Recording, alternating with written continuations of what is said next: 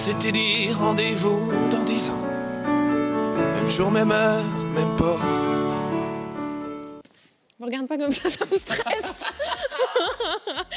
Être avocat le jour et humoriste le soir, imitateur. C'est ça. Papa, je sais imiter Céline Dion. Et j'étais à 250 voix. Oui, parce que du coup, tu as eu un Golden Buzzer Voilà. à l'audition.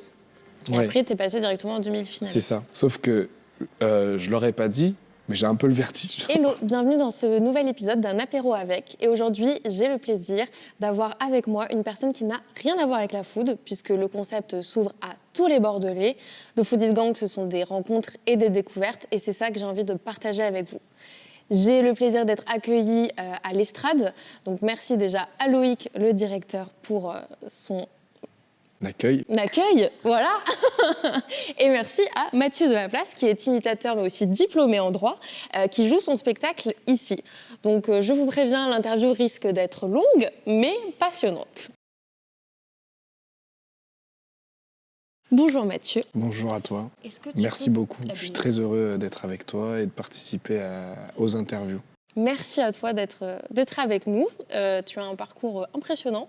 C'est gentil. Donc ça va être très cool, je pense, d'en reparler aujourd'hui. Est-ce que tu peux te présenter en quelques mots pour les gens qui ne te connaissent pas? J'ai été étudiant en droit vraiment à Bordeaux. Et puis après, j'ai fait des imitations toujours en parallèle des études. Et là, j'essaye de faire mon spectacle, de le faire grandir de plus en plus. Spectacle d'imitation où j'intègre un peu de stand-up, un peu d'imitation parlée aussi. Donc j'essaie d'explorer un peu tous les aspects de l'imitation. Donc, quel a été vraiment ton parcours scolaire et professionnel? Donc, tu as commencé par du droit dès que tu es sorti du lycée? Dès que je suis sorti du lycée, j'ai commencé par le droit et toujours en parallèle des imitations parce que la première année de droit, j'ai fait Incroyable Talent. Okay. Donc ça m'a vraiment convaincu que j'avais envie de faire des imitations, mais vraiment beaucoup. Tu vois, c'était vraiment une expérience incroyable. Pareil, je voulais pas abandonner le droit, donc j'ai continué. J'ai fait la deuxième année, la troisième année, le master 1, master 2. Je me suis spécialisé en droit de la santé. Okay. Et là, à côté, en parallèle aussi de la scène, je prépare les concours. Là, j'aimerais vraiment, je prends mon temps, mais j'aimerais vraiment devenir avocat. Ah, donc tu vas avoir une double vie alors. Ouais, voilà. Être avocat le jour et humoriste le soir, imitateur. C'est ça. Ouais. Okay. J'aimerais vraiment faire les deux, cumuler les deux, parce que pour moi, c'est complémentaire. Tu vois, on a tous des passions qu'on peut emmener très très loin, et en parallèle de métier. Tu vois, il y a pas de, le but, c'est de réaliser tout ce qu'on a envie de faire, et on peut avoir plusieurs casquettes, et c'est ce que j'ai envie de faire, et vraiment je trouve que c'est un très très beau métier, le métier d'avocat, et la scène c'est magnifique, donc voilà, j'aime vraiment faire les deux. Pourquoi tu as choisi le droit? Je voulais faire du journalisme au départ, donc à 18 ans je voulais être journaliste, et au fur et à mesure, parce que je regardais petit, je m'asseyais devant le JT. J'étais passionné par les présentateurs. Exactement, Okay. Ouais. Et j'étais féru d'infos, vraiment, j'adorais ça, surtout de politique. Et après, ça s'est un peu dissipé. Je me suis dit, j'ai pas vraiment envie d'être dans l'analyse et le commentaire, mais j'ai plus envie d'être dans l'action. Et je me suis dit, qu'est-ce qui te tient à cœur? C'est le droit de la santé. Pourquoi? Parce qu'en fait, petit, j'ai eu un AVC. Et je me suis dit, moi, les personnes handicapées, les personnes qui ont eu des accidents médicaux, des accidents de la route, peu importe, ça me tenait à cœur, tu vois. Et donc, j'ai vraiment voulu faire ce master-là et cette spécialité-là. Okay. Voilà. Bravo, déjà, tu as réussi à arriver jusqu'au master 2. Je pense que c'est très difficile à... C'est pas facile. C'est pas facile, bravo. Mais voilà, faut s'accrocher, mais c'est pas évident. Donc, tu as fait du droit et en parallèle, donc, tu as ce talent d'imitateur chanté. Ouais, chanteur, ouais. Tu l'as découvert comment, ce talent? Très tôt, parce que je me souviens, j'avais mon grand-père qui me prenait dans ses bras. Ouais. Et donc tout petit, 4-5 ans, et je chantais à l'époque, c'était la comédie musicale Il est venu le temps des cathédrales, je sais plus ce que c'était. Notre-Dame, non? Oui, je crois que c'est ça. Du coup, cathédrale Notre-Dame. T'as raison. Et donc voilà, je chantais ça, et bon, je chantais faux, tu vois, mais ça faisait rire tout le monde. Ok. Et donc il y avait ce côté-là un peu challenge, chanter, et puis après c'est venu petit à petit en écoutant la radio, je me suis dit, et puis je commençais à repérer des mimiques, à observer les artistes, et puis c'est venu comme ça. Donc ce que t'aimais au départ, c'était le chant, Ouais. plus que l'humour, quoi. Enfin, Ouais. oui. Ouais. L'humour, c'est venu après, c'est venu en fin collège, où vraiment je me suis dit, il y a quelque chose à faire. J'avais vu des vidéos de Thierry Leluron, que j'adorais. C'est l'imitateur que vraiment, pour moi, c'est un mentor. Il est incroyable dans ses mimiques, dans sa manière d'écrire, dans tout. Et ça m'a plu, et je me suis dit, j'ai envie de faire ça, quoi. Donc je suis allé voir mon père, et je lui ai dit, bon, papa, je sais imiter Céline Dion. Donc, Très confiant, quoi. En plus, t'as pris Céline Dion, genre, c'est vraiment pas le plus simple, hein, donc bon. Non, c'est pas le plus simple. Donc il me dit, ah bon, tu sais imiter Céline Dion? Bah vas-y, viens, on va mettre un karaoké YouTube. Donc il a mis un karaoké YouTube, et je commence à faire Céline Dion, mais j'avais une voix très aiguë, puisque j'étais enfant, voilà, j'avais pas encore muet et tout. T'avais quel âge, du coup? J'avais 14 ans, même 14 pas, ans, 13-14. Et donc, il me fait venir, je commence à faire les premières notes de Céline Dion, et il me dit, ah bon? Ah vas-y, on recommence. Et il trouvait qu'il y avait un petit truc, tu vois, mais c'était vraiment léger. Hein. Ouais. Et après, j'ai pris des cours de chant. Ok, grâce à ça, grâce à Céline, quoi. Ouais, grâce à Céline, ouais. Et mon père qui m'a dit, écoute, moi je te suis, tant que t'as des bonnes notes. Trop bien. Je te suis dans ta passion. Des parents. Ouais, vraiment, j'ai été soutenu par mon père, ma mère. Ils m'ont toujours soutenu, mais la condition, c'était de bien travailler. Ce qui est normal, mais voilà. Aujourd'hui, tu sais imiter combien de personnes? À peu près. À peu près. Alors, j'en fais une 50aine dans le spectacle. Ah oui, quand même. Ouais, j'ai compté, il y a 55 voix dans le spectacle. Mais sinon, on avait recensé pour Incroyable Talent, et j'étais à 250 voix. Ouais. C'est énorme. C'est énorme, mais on avait recensé. Et, soit j'ai la voix vraiment dans la tessiture, dans la justesse vocale, soit j'ai le personnage et le timbre de voix, et donc peut-être moins la voix à proprement parler. Par exemple, j'imite Sardou, mais Sardou, il a tellement une voix particulière que... c'est plus les mimiques, peut-être. Voilà, c'est l'attitude, les mimiques. C'est ça, voilà, que je vais mettre en avant. Et pareil, Christophe Maé ou d'autres, là, c'est vraiment la caricature à fond. Oui, Christophe Maé, c'est un des préférés, je pense. Autant des hommes que des femmes, du coup? Alors, maintenant, avant, j'avais pas mué. Donc, mais je voulais quand même qu'il y ait une qualité, tu vois. Mais je vais reprendre je pense que je vais reprendre les imitations chantées féminines, mais c'est dur. Okay. Alors, je fais Véronique Sanson, mais parce qu'elle a un timbre de voix qui est aussi dans les graves. Mais voilà, c'est surtout de la caricature. Quel est ton personnage préféré à imiter? Il y en a plusieurs, mais celui qui me vient tout de suite, c'est Johnny. C'est Johnny. Pourtant, il est classique, tu vois. C'est un classique. Mais peut-être parce que, je sais pas, tu le fais bien, t'arrives à bien l'incarner, quoi. Et puis, il y a le fait qu'en fait, à travers cette imitation, moi, je peux faire plusieurs choses. Je peux faire rire, et je peux aussi transmettre vraiment une émotion, parce que c'était un interprète. Plus qu'un chanteur, c'était un interprète. Il vivait ses textes. Lui, quand il dit... je pense à sa chanson d'amour, Je te promets, mais il y a d'autres chansons où, par exemple, c'est Allumer le feu. Si c'est Christophe Maé qui dit ça, bon, il n'y aura peut-être pas forcément le même impact que Johnny. Johnny, il avait vraiment un truc... quand il dit allumer le feu, quoi, il l'allume. Donc vraiment, il avait un truc d'interprète qui est exceptionnel. Qu'est-ce qui est le plus difficile pour toi dans l'imitation? En dehors de la voix féminine, du coup. Dans le cadre d'une imitation, c'est de s'approcher vraiment, avoir le ton juste, cerner vraiment la personne. C'est pour ça que je regarde des dizaines et des dizaines d'heures de vidéos par artiste, parce que je veux vraiment choper le trait de caricature. Donc être juste, ça c'est dur. Et sinon, dans le cadre d'un spectacle, c'est vraiment de tenir le spectateur vraiment jusqu'au bout. Parce qu'il y a de la chanson, et je m'ouvre de plus en plus au stand-up, je m'ouvre aussi de plus en plus aux imitations parlées. Donc tu vois, j'essaye de vraiment montrer plusieurs aspects pour qu'il y ait ce truc de suspense un peu, qu'est-ce qui va se passer. Et comment est-ce que tu prépares donc tes personnages? Tu disais, tu regardes des heures et des heures de vidéos. Oui. Et après, qu'est-ce que tu fais? Tu prends note de tout ce que tu vois, tu imites en direct, tu testes sur tes amis. Oui. Le premier regard, c'est mes amis. Ils me disent, bon là, voilà. C'est pour ça que là, je suis en train de bosser des nouvelles imitations. Parce que justement, il faut toujours se mettre à jour. Et vraiment, moi, là, je suis en train de travailler Tiakola, je suis en train de travailler Gazo, je suis en train de travailler... Parce que c'est beaucoup... En fait, c'est des artistes qui, maintenant, il y a quelque chose à faire et c'est beaucoup, beaucoup demandé. Donc, ils me disent « Ah, mais pourquoi tu le ferais pas ?» Donc, voilà, c'est aussi un retour comme ça. Oui, parce que c'est plus récent et je pense que les gens s'identifieraient plus facilement à ça. Enfin, tu atteindrais un autre public en tout cas si tu avais des artistes plus récents.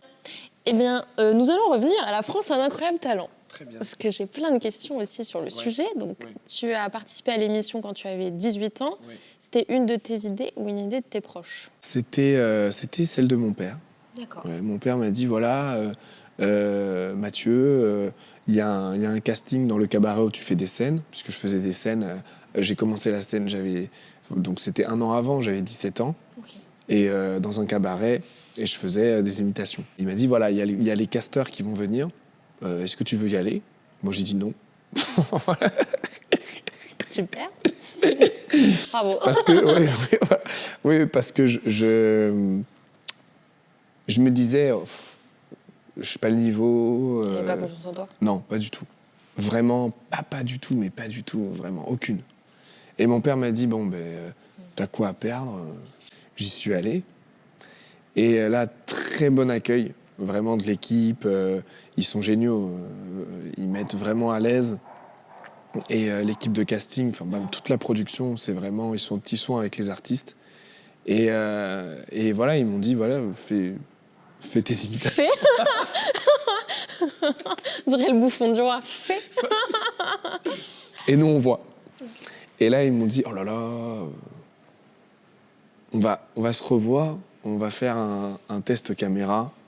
Donc, tu as plusieurs tests caméra après. Donc, voilà, ils te posent des questions. Ah oui, c'est pas juste tu fais, si c'est bien, hop, tu seras aux auditions télévisées. Non, il y a plusieurs étapes. Tu envoies une vidéo.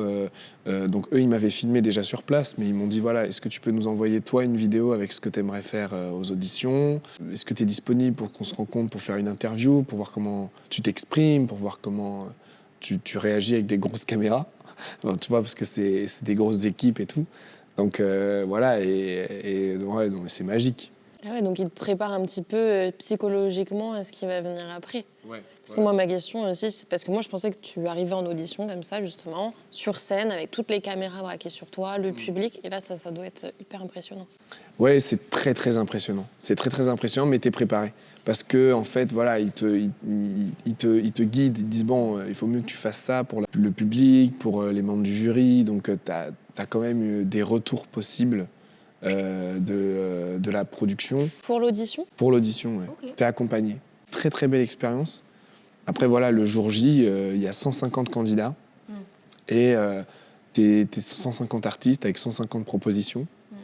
Et il y a 2 jours de tournage et tout se fait en 2 jours et ça va très vite et c'est magique. Et tu sais à quelle heure tu passes? Non. Non, c'est là, t'attends vraiment jusqu'à... Ok, donc ça, c'est vrai, ça. Je cherche quelles parties sont vraies ou fausses dans la télé. Parce que... on attend, ouais, vraiment, on attend de passer. On ne sait pas à quelle heure on va passer. On fait des petites balances. Voilà. L'équipe découvre. C'est magique. T'es porté. Parce qu'en fait, tu ne vois pas l'attente. Parce que tu vas tourner des petites scénettes. Ils vont te présenter toute l'équipe, tous les journalistes. Parce que c'est une équipe de journalistes. Il n'y a que des journalistes vraiment diplômés qui s'occupent des candidats. Donc c'est magique, ils te font découvrir tous les métiers de la prod en fait. Donc c'est incroyable. C'est une expérience de fou quoi. T'étais content de l'avoir fait? Ah ouais, c'était magique. Vraiment. Puis en plus, je pensais pas. Déjà, je pensais pas passer les. Oui, parce que du coup, tu as eu un Golden Buzzer Voilà. à l'audition. Et Ouais. après, tu es passé directement en demi-finale. C'est ça. Et je pensais pas du tout. Donc vraiment, quand t'as les paillettes qui viennent comme ça, c'est magique. Étant donné que déjà tu as dit non pour passer le casting, j'avoue que le Golden Buzzer, c'est quand même super génial. Oui, voilà, ouais, non, vraiment. C'était un moment magique. Tu t'oublies tout. C'est un partage incroyable, quoi. T'es là, tout le monde est content, tu diffuses de la joie, quoi, à fond. Puis tu te reçois tout ça. Puis la télé, c'est x10. Parce que il y a toute une ambiance aussi autour de ça. Donc, avec les membres du jury aussi qui sont super cool. Mais, oui, vous aviez l'occasion d'échanger avec eux. Totalement. Ouais, ça, c'est cool. Parce que, alors, pas aux auditions, parce que t'as tellement de personnes que c'est compliqué. Mais aux demi-finales, oui.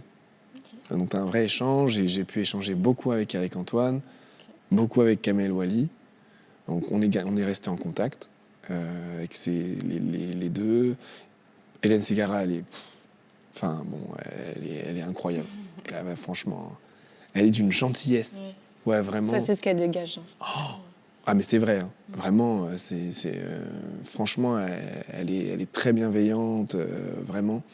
Et donc, ouais, j'ai pu faire la première partie d'Éric Antoine, ensuite, par la suite. Ah, c'est vrai? Je ne savais pas ça. Ouais, je l'avais faite au Pain Galant. Ok. Au Pain Galant, à Mérignac. Et c'était magique. C'était magique. Oh, bah oui. Toujours en parallèle des études, tu vois. Vraiment, je voulais pas lâcher ça. Même si la question s'est posée. Hein. Mathieu, t'as une exposition, profite. Oui, c'était le moment de entre guillemets, de se lancer, ça aurait pu, mais... Ça aurait pu, mais... On ne sait jamais en plus ce que ça peut donner, ça n'aurait pas forcément fonctionné... Totalement. Si tu avais lâché tes études et fait que ça... Alors, on ne sait pas ce qui se serait passé. En tout cas, moi, je pense que j'étais pas prêt. Oui. Vraiment. Parce qu'à 18 ans, t'as pas forcément le recul, l'expérience, donc voilà, faut se sentir prêt aussi. C'est beaucoup d'amour d'un coup, beaucoup de choses qui se passent, et il faut pouvoir l'accueillir. Hein. C'est pas évident, donc je regrette pas, tu vois, d'avoir eu le chemin comme ça avec les études. Ça structure l'esprit, ça t'apporte beaucoup d'expérience, beaucoup d'introspection aussi, donc c'était cool. Vraiment. Est-ce que l'émission, elle a changé quelque chose dans ta vie? Oui, tout. Tout? Vraiment tout. T'as pris confiance en toi, peut-être, déjà? Un peu, ouais. Donc ça, déjà, c'est énorme. Ouais. Je me suis dit, mais... en fait, ça m'a ouvert les yeux sur le fait que quand t'as une envie, tu peux... Tout est possible. Ouais, tout est possible. Tu peux réaliser tes rêves, en fait. C'est ça, c'est la clé, tu vois. Vraiment, hein. Tout le monde. Et ouais, c'était beau. Vraiment, c'était beau. Franchement, et donc après, tout de suite après, j'ai fait plein de comédie clubs, j'ai fait plein de premières parties, j'ai fait plein de trucs. Et non, c'est magique. C'est vraiment magique. Trop bien. Et on est là aujourd'hui. Ouais. En 2024, je sais plus où on en est. Et donc, tu as ton propre spectacle. Voilà. Que là, tu vas jouer donc à l'Estrade. Oui. Comment est-ce que tu l'as écrit? Est-ce que tu as été accompagné? Est-ce que tu fais tout seul? Comment ça se passe? Pour l'instant, je fais tout seul. Okay. Vraiment, il y a tout un travail d'écriture, mais que je fais vraiment tout seul. Après, quand je dis que je le fais tout seul, c'est un peu triché, parce que j'écoute beaucoup les retours publics. Mm-hmm. Oui. Vraiment... oui, tu testes beaucoup en comédie club voilà. Avant de monter sur scène. C'est ça, et je demande au public. Même, je leur dis, voilà, par exemple, je fais une imitation de Jean-Luc Reichmann, qui est toute récente, et je leur demande, voilà, qu'est-ce que vous en pensez? Hier, on m'a envoyé un extrait de Jean-Luc Reichmann en me disant, fais-le. Okay. Donc j'ai regardé et j'ai vu, mais j'ai dit, mais c'était hyper drôle. Okay. Donc vraiment, il y a vraiment des suggestions. Et je suis très à l'écoute, même des chanteurs aussi qu'ils aimeraient entendre. Donc c'est guidé. Oui, c'est vrai que en fait, tu as de la chance avec l'imitation parce que le public peut s'attendre à quelque chose et du coup te proposer quelque chose. Et si tu réponds à leurs attentes, ils vont être hyper contents. Voilà. C'est ça. Donc, voilà, c'est un travail de groupe. Le public est vraiment acteur de l'écriture, de comment ça va se passer. Et je leur demande, qu'est-ce qui vous a plu dans le passage ? Et du coup, le spectacle est construit comme ça. Par exemple, mais il y a eu un moment où on a eu de l'émotion, donc à quel moment je creuse. Il y a eu un moment où on a eu des fous rires, où ça nous a interpellés, on a rigolé, paf, je reprends, j'essaie d'exacerber le truc, le trait. Et comment tu fais pour réussir à enchaîner les chansons, du coup, faire ce fil conducteur entre chaque ? Alors là, c'est un travail plutôt technique de chant, et là, je suis accompagné. Okay. Je suis accompagné par une professeure de chant qui est incroyable. Vraiment, elle s'appelle Sylvie Vigée. Elle a une formation lyrique, mais elle touche à tout. Elle fait du théâtre, de la comédie musicale, du clown. Elle a eu des formations sur plein de techniques vocales. Et elle m'accompagne depuis le début. Okay. En fait, voilà, on s'est croisés. J'avais fait une scène à Mérignac. Il y avait 3 personnes. Il faut commencer quelque part. Dont elle, d'accord. Voilà. Et en fait, elle a adoré vraiment le spectacle et tout, ce que je proposais. Et puis on a travaillé ensemble. Et jusqu'à présent, maintenant, on travaille ensemble. D'ailleurs, je lui fais un petit big up si elle nous regarde. Voilà. Qu'est-ce qui est le plus impressionnant entre la scène et la télé ? C'est compliqué. C'est compliqué les deux. Hein. Les deux.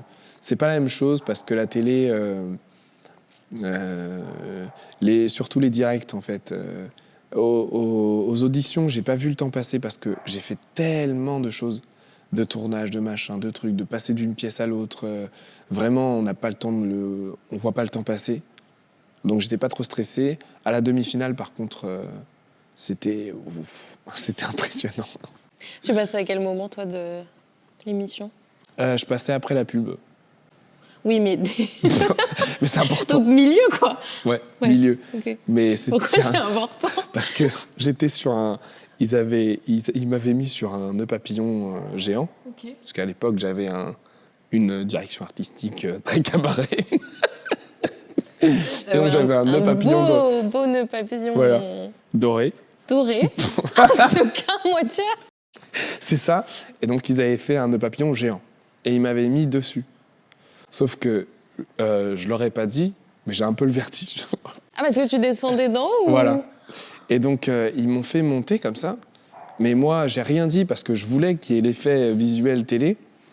Et en fait, ils m'ont fait monter pendant la pub, mais je suis resté pendant les 15 minutes de pub en haut. Oh la vache. Mais oui, parce que quand on devait reprendre, il y avait Alex Good qui était présentateur à l'époque et qui disait voilà, on va reprendre avec Mathieu de la place, mais moi je devais déjà être en haut. Donc pendant les 15 minutes de pub, j'étais en haut. Et donc je stressais, donc effectivement, c'est impressionnant parce que quand tu me poses la question. Non mais oui, mais là ça rajoute un problème en plus. Ça rajoute un problème. Ouais. Mais c'est impressionnant, tu vis ça, c'est incroyable. Puis après, il faut assurer derrière. Donc, et c'est là, en fait, c'est en haut que j'ai pris conscience que j'étais en direct devant plusieurs millions de téléspectateurs. Tu vois, qu'il y a quand même du monde dans la salle, qu'il y a des pontes dans le jury. Il y avait Claudia Tagbo, il y avait, il y avait Eric Antoine, Kamel Wally, Hélène Ségara. Donc il y avait des gros pontes. Et t'es là, toi, t'es en haut. Et puis t'attends. Et c'est génial, mais c'est une pression, quoi, vraiment. Ouais. Après, sur scène, c'est impressionnant aussi parce que le public a à convaincre, tu vois, donc c'est un autre challenge. Donc vraiment, les deux, moi je mettrais les deux sur le même... sur le même pied d'égalité. Ouais. Bon. Et est-ce que tu te souviens de la toute première scène que tu as fait ? Et comment ça s'est passé ? La toute première scène ? C'était au Diamant. C'était au Salon du Diamant Rose. C'est un cabaret à Bordeaux. Et qui est toujours en activité d'ailleurs. Et incroyable. J'arrive, il y avait une scène ouverte. Et puis je passe et puis... Attends, tu passes et genre tu te dis « Oh, je vais y aller !» Ouais, je me dis ça, je me dis bon, je suis là. C'est une scène ouverte. Voilà. C'est une scène ouverte, je fais des petites imitations, on verra bien si ça fonctionne. Génial. À J'avais quel âge? 14, 15 ans? 17. 17. 17 ans, ouais. 17 ans. Et voilà. Attends, c'est fou parce que d'un côté, t'as pas confiance en toi, mais Non. d'un autre, t'as osé faire ce genre de choses. Mais parce que je pense que j'en attendais rien. Et puis tu connais pas les Tu gens, vois, donc oui, tu voilà. t'en fiches un peu aussi. Ouais, c'est ça. Mais j'avais pas du tout confiance. Vraiment pas. Hein. Mais je me suis dit, bon... Et quel a été le retour au final? Les gens ont été... Alors la première fois, ça a été, bon, tu peux revenir. Ouais. Vraiment, tu peux revenir. Il y a un axe, l'imitation, c'est pas souvent fait. Donc il y a un axe à prendre. Et donc j'ai travaillé. Okay. À partir de ce moment-là, j'ai travaillé. Donc plutôt des retours bienveillants qui t'ont poussé Ouais. à aller dans ce sens-là. Voilà, très bienveillant. Et puis après, beaucoup de travail.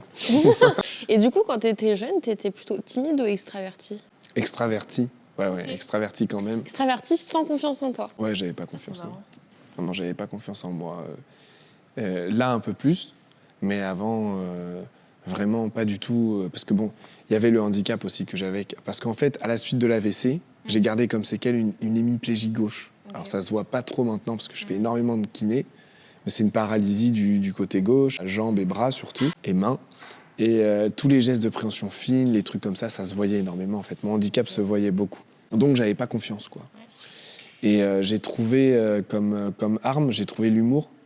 Et donc l'imitation des professeurs. Tu vois, j'imitais les profs et les profs trouvaient ça drôle.